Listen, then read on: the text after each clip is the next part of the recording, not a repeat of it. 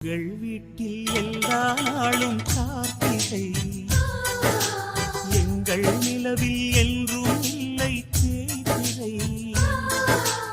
எங்கள் வீட்டில் எல்லா நாளும் கார்த்திகை, எங்கள் நிலவில் என்றும் இல்லை தேய்பிறை.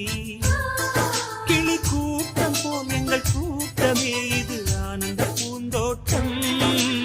அன்பின் ஆலயம் எங்கள்